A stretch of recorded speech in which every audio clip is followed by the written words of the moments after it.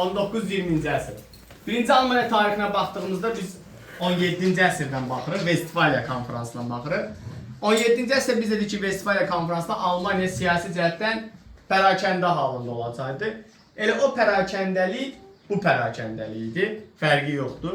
Və beləliklə 17-ci əsrdən etibarən Almaniyanı digər Avropa dövlətlərindən fərqləndirən cəhət rəsmi şəkildə pərakəndəliyi təsdiqindən söhbət edir. Burada hesablam yoxsa ona qalsa pərakəndəlik onsuz da Almaniyada 12-ci əsrdən mövcuddur.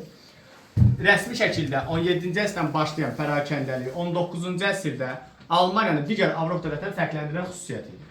Bilirsiniz ki, Almaniyada bir növ Müqəddəs Roma İmperiyasının ərazisi hesab olunurdu və 1806-cı ildə Napoleonun Berlinə daxil olan Müqəddəs Roma İmperiyasının varlığına son qoyur və Alman torpaqları Fransa işğalı altına düşəcəkdir. Lakin 1814 və 1815-ci il Viyana Konqresi keçiriləcək və 15-də alınan qərara görə Almaniya İttifaqı yaradılacaq. Almaniya İttifaqına isə rəhbərlik eləmək iki dövlətə həvalə edilir. 1. Avstriya, 2. Prusiyaya həvalə ediləcək. Bunlar Avstriya özü ayrıca bir dövlətdir, amma Alman mənşəli dövlətdir. Prusiya isə Almaniya dövlətləri içərisində ən güclü, belə deyək də, bir növ əraziyə sahib olan bir dövlət hesab olunacaq. 19-cu əsrin ikinci yarısı tarixinə baxdığımızda Almaniya yenə siyasi pərakəndəlik dövrü belə bir növdə davam edirdi və 19-cu əsrin ikinci yarısında Almaniya mütəfəkkirləri artıq Almaniyanın birləşdirilməsi, davamlı inkişafa nail olmaq üçün onun yalnız birləşdirmə yolu ilə həyata keçirilməsini görürdülər və bu birləşdirmə bu dövrdə Alman kralı olan 1-ci Wilhelm, daha sonra Prusiya kralı olan 1-ci Wilhelm Otto von Bismarck'a tapşıracaq. Otto von Bismarck'ı Prusiyanın kansleri elan edəcəkdi, yəni baş nazir deyək burada, federal kansleri elan olunacaqdı və Otto von Bismarck Almaniyanı birləşdirməyin yeganə yolunu dəmir və qanla birləşdirmə prosesi olduğunu elan edirdi. Başqa cür olduğunu mümkün deyildi. Bu dövrdə isə Almaniya bir-iki dəfə buna cəhd eləmişdi. Məsələn, 1834-cü ildə sizin bilirəm kitablarınız yoxsa sadəcə dərsi tam başa düşəsiniz deyə. Məsələn, 1834-cü ildə Almaniya Gömrük İttifaqı yaradılacaqdı. 34-cü ildə.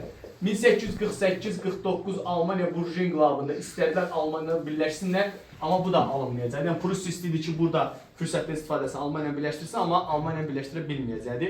Avstriya buna mane olacaqdı, hətta Rusiya vasitəsilə mane olacaqdı 1850-ci ildə. Və ona görə də 60-cı ildə artıq bu prosesi həyata keçirmişdir. Otto von Bismarck 1862-ci ildə hakimiyyətə gəlir və Almaniyanın yeganə yolunu və Reichstagda konferansda, Reichstag yəni parlamentdə çıxışında yeganə yolunun dəmir və qanla birləşdirilməsini bir növ belə deyək də olduğunu ifadə edir. Otto von Bismarck kimdir? Buna qədər Fransa, Rusiya səfirlərində işləyib, çox möhtəşəm dahi bir şəxsdir. Yəni Alman xalqı yetişdirdiyi şəxslərdən biridir yəni. Çox mükəmməl siyasətçidir və ən böyük monopolistdir, yəni konkret olaraq. Bütün hər yerdə qolları və belə deyək də hörümçək tozu kimi ətrafı mövcuddur. Hamı ilə tez ünsiyyətə qurur və tez bir zamanda istədiyini nail olacaqdır. 1860-cı ildə gəldikdən sonra Almaniya daxildə bəzi sərhədlər görəcəkdir. Heç vaxt parlament tərəfdarı olmayıb, heç vaxt demokratiya tərəfdarı olmayıb, həmişə diktator tərəfi olub, həmişə hökmranlıq və hegemonluq tərəfdarı olub. Demokratik təsisatların olmasını istəmirdi, dəstəkləmirdi, mətbuat söz, məsəl üçün vicdan azadlığı olmasını dəstəkləmirdi. Xarici siyasət isə ən əsas məqsəd Almaniya maraqları idi, Almaniyanın məqsədləri və onun hegemonluğuna xidmət edəcək planlar quracaq. Bu dövrdə Almaniyanın birləşdirilməsinə mane olan dövlətlər hansılar idi? Avstriya, Rusiya və Fransa idi. Və Alman torpaqları bir neçə ərazilərin işğalı altındadır. Otto von Bismarck birinci Rusiyanın bir tərəfinə nail olacaqdı. Rusiya 60-cı ildə Krım müharibəsindən sonra bir növ vəziyyəti ağırlaşmışdır deyə, ancaq daxildəki olan problemləri və islahatlara başı qarışmış deyə, yəni Almaniya məsələsində çox toxunmur.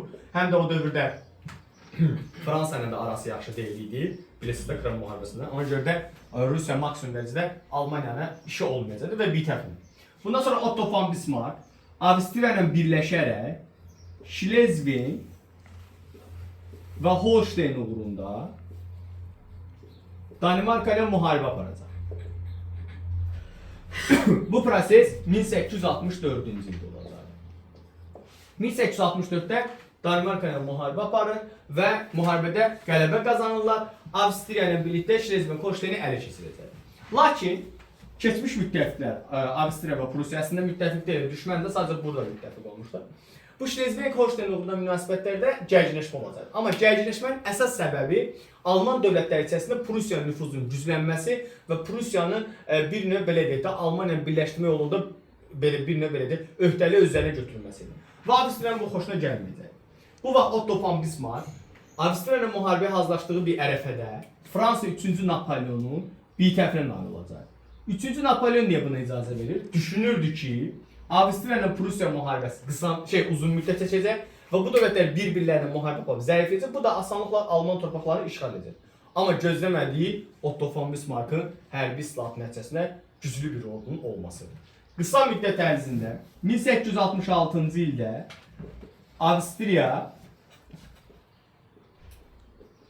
Prussiya müharibəsi oldu.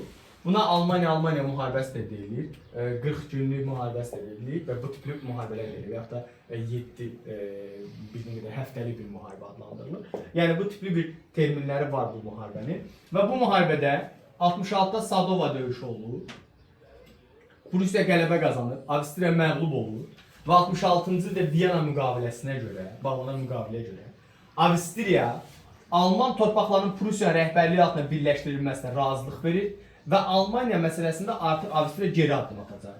Bu vaxt Wilhelm Alman kralı, Prussiya kralı Viyanaya daxil olub Avstriyanın varlığına tam son qoymaq, Avstriyanı tamamilə ilhaq eləmək istəyirdi. Amma Otto von Bismarck qoymur, çünki Avropada güc tarazlığı pozula bilər. Çünki Otto von Bismarck yaxşı bilirdi ki, Almaniyanın nə daimi düşməni, nə də daimi dostu ola bilər. Amma daimi düşmən kimi Fransanı hər zaman görürdü, İngiltərəni görürdü və o iki dövlətin birləşməsinə qarşı olaraq özünə də bir dayaq, balaca bir dövlət də olsa Avstriyanın birləşməsini istəyirdi. Ona görə də bu məsələdə biraz Avstriyanın tərəfində öldü və Avstriyanın süqutun qarşısına olacaq. Sonra 66-cı ildə elə 1815 qərarına görə Alman İttifaqı ləğv olunur. Şimali Almaniya Prussiya rəhbərliyi dövlət yaradılacaq. Və 1867-ci ildə Şimali Almaniyanın konstitusiyası qəbul olunacaq. Artıq Avstriya sıradan çıxdı, Rusiya sıradan çıxdı, Danimarka sıradan çıxdı, növbə hara çatacaq? Fransada çatacaq. Fransa ilə bayaqki Fransa dərsində bildiyiniz kimi keçmişik. 1871-ci il müharibəsi baş verəcəkdi.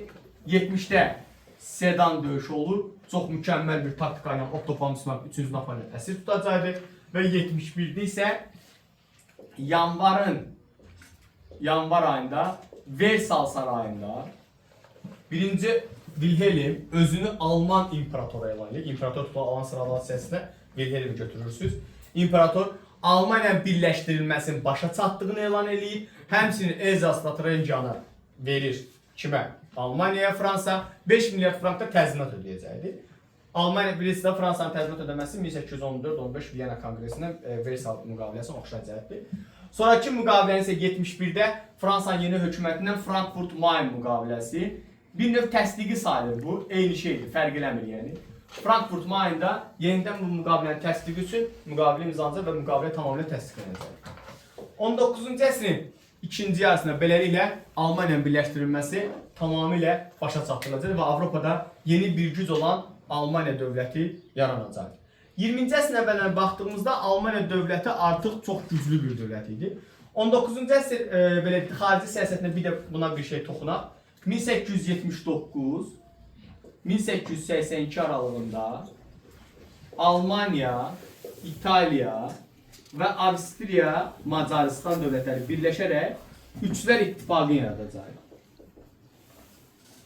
Otto von Bismarck'ın burada əsas məqsədi Fransanın Avropada təcrid eləmək və bir növ belə deyək də, təcrid eləyərək onu təkrarlanmasının şərait yaratmalıdır ki, maksimum dərəcədə heç kimlə ittifaq yaratmasın və gələcəkdə Almaniyaya qarşı revanşizm siyasətinin yeritməsi.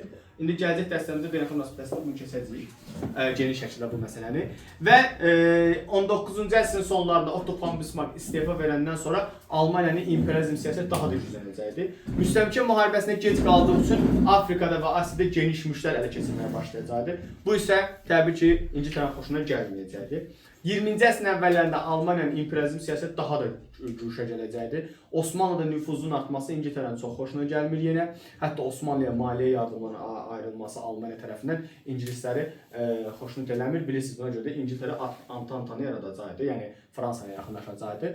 Həmçinin bu dövrdə 1905-ci ildə Almaniya baş qərargahı Schlieffen planı hazırlayır. Schlieffen planına görə Almaniya eyni anda Fransa və Rusiya müharibə aparmaq və eyni anda hər iki dövlətlə müharibə aparmaq və iki cəbhədə vuruşmaq gücünə malik bir plan idi. Bu plana görə birinci Fransa darmadağın edilməlidir, sonra Rusiya darmadağın edilməlidir. Ki gələcək Birinci Dünya müharibəsi bir növ addımları hesab olunur. 20-ci əsrin əvvəllərində Almaniya sanayi istehsalında artıq Avropada birinci, dünyada ABŞ-dan sonra ikinci yerdə olacaqdır. Lakin kapital ixracı və dünya ticarətində yenə İngiltərə və Fransadan da geri qalacaqdır.